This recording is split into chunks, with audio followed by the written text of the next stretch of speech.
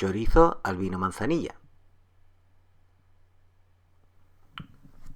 Todos conocemos el chorizo a la sidra y hoy yo voy a preparar el chorizo, pero en vez de con sidra, con vino de Sanlúcar, el vino manzanilla que se llama.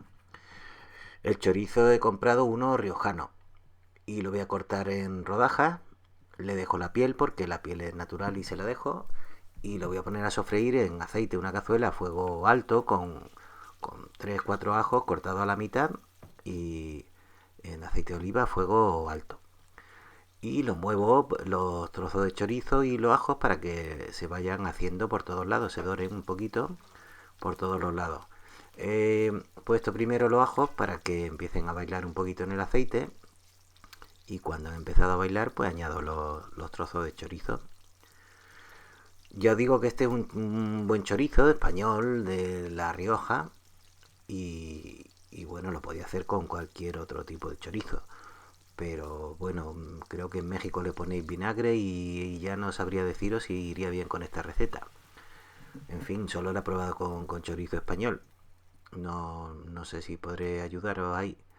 Lo cubro con vino manzanilla cuando se ha dorado todo y vamos a dejar bajo el poco un fuego y lo voy a dejar que reduzca casi todo el líquido. Mientras tanto estoy friendo unas patatas que las he pelado y las he cortado en cubitos pequeños para freírlas y ponerla de guarnición. La frío en abundante aceite de oliva, fuego alto, hasta que estén doradas. Y una vez doradas las saco a una fuente con un papel absorbente y, y las voy a sazonar.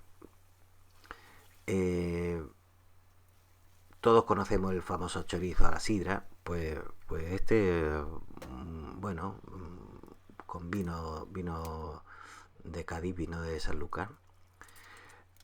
Bueno, vino, manzanilla, que buscarlo por internet el que no conozca este vino y un vino peculiar. Y le queda fenomenal al chorizo, lo puedo recomendar sin problema porque está delicioso. Y como todo mejora en mi opinión con un huevo frito, pues a freír un huevo por comensal para coronar el plato. Lo estoy friendo en el mismo aceite de oliva donde he frito las patatas, a fuego alto también, y sale un poquito de puntilla. Y procura sacarlo que quede la yema jugosa, que no se seque, que quede un poco líquida, que le da mucha gracia al plato. Y listo.